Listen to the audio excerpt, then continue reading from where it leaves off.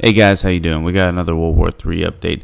There's 4 Arab nations that just cut diplomatic ties to Qatar. This is breaking. This is something that's happening. It's a very fluid situation right now. Qatar seems to have pissed off these 4 other Arab nations. We've got Saudi Arabia, who shares a land border with Qatar. You got Egypt, UAE, and Bahrain. And this is a really, it's a fluid situation. This is happening right now. And this could put the U.S. in kind of an awkward position because the U.S. has naval bases on Bahrain, but the largest base in that region that the U.S. has is actually on Qatar. It's just very close to Doha, the capital of Qatar.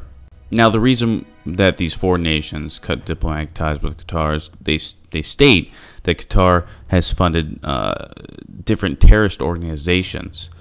It could go a little deeper than that, though, because Qatar seems like they have friendly relations with Iran, that they work well with Iran, and we've been talking about this, Saudi Arabia and Iran proxy war in Yemen that's going on, but it's deeper than that. It's basically Saudi Arabia wants to be the big guy on the block when it comes to the Middle East, and Iran wants to the same thing. And so some can say this is a long time coming. Back in 2014, Qatar backed the then Egyptian President Mohammed Morsi. He was a Islamic Brotherhood member, and that's another issue with this is Qatar seems to support Islamists, and Saudi Arabia not big on that. The new government in Egypt not big on that. It's more about the dollar. And speaking of the dollar, this is going to affect global oil prices. A rift in that part of the world, that part of the Middle East where things have been kind of stable.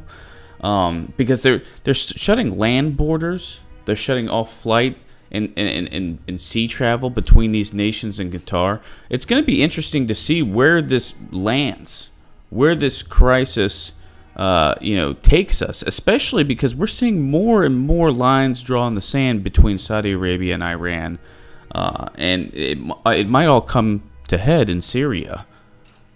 I think a broader conflict could happen between these 2 nations. It's funny, if you look at mainstream media web pages right now, and they're talking about this, one of the reasons they may give you about this is they're like, well, it's real weird that Trump was just in the Middle East and now this happens. And Trump's a very emboldened man. Maybe, that rubbed off on these 4 different nations, and it's just bullshit. It's just where can we hit Trump? Where can we hurt Trump even more? Let's just make him look like a negative guy here. But guys, the main reason this is happening is Qatar seems to be having friendlier relations with Iran, with Islamicists, and that's just not how Saudi Arabia wants to play it in the region. All right, so this is definitely just a political move because of the bigger proxy war that's going to spread between Saudi Arabia and Iran. People in the Middle East are going to have to pick a side. And then after that, we may see some broader conflict happen because of this. But guys, this is a big move by these 4 Arab nations cutting ties to Qatar. What we're going to have to see is how the U.S. responds because of the different military bases in the region, especially the largest one in Qatar. But as different developments come out, more reasons of why this happened, even though I think it's pretty clear why it happened, we will let you guys know. We'll have a discussion about it. Also, Qatar is supposed to host the World Cup in 2022, and they definitely got that shit through corrupt means. Like, the U.S. should have had that. This is some BS.